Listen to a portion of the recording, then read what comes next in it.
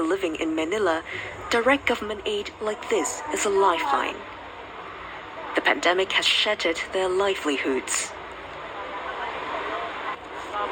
Each household is entitled to up to 4,000 pesos, or about 68 euros. With the money, they hope to survive the ongoing lockdown. I'll use the cash to buy food for myself because I live alone. I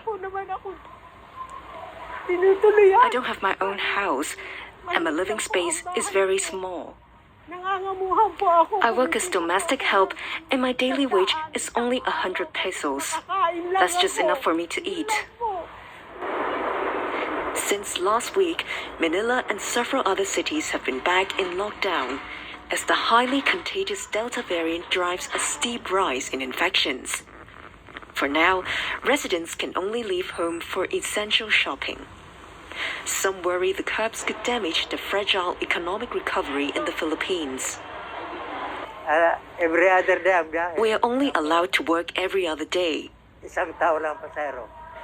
That's why business is bad. Fearing even tighter restrictions, thousands have flocked to vaccination centers like this in the capital. Many believed misinformation that supermarkets would be off limits for anyone without a jab. Since there was panic among the people because of fake news, our mayor decided to extend the vaccination until midnight or early morning, so that people would no longer congregate in the morning.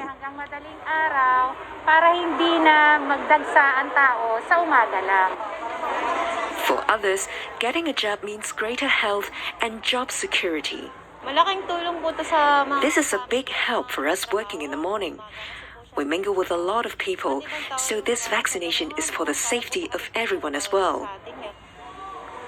But there's still a way to go on that road to safety. Just 10% of the population has been vaccinated so far. As the Delta variant continues to surge, the Philippines is digging in for a protracted battle. We have journalist JC Gotinga joining us. JC, it's great to have you back on DW News Asia. Well, it's great to be here. Thanks for having me, Melissa. Now, you're in Manila right now. Tell us a bit more about how it feels to be in the city.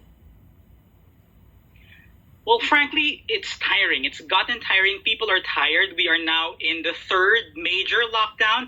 And mind you, we've been in some form of lockdown since March of last year when the pandemic began. It's just that when the caseloads stabilize, then the government kind of loosens the restrictions a bit. But we've always been under some form of community quarantine. That's the catchphrase here. And people are tired, and especially because they don't see much of a new strategy or plan from the government on how to combat the pandemic. And people are now getting desperate to get vaccinated, of course, to protect themselves and be able to go out and provide for their families. And they're also desperate for government aid, which doesn't cover everybody. It just includes a segment of the population, the poorer segment of the population. And at $20 per person, it doesn't cover much, honestly. So it doesn't sound like a lot of people would rate the government highly when it comes to its performance combating the pandemic.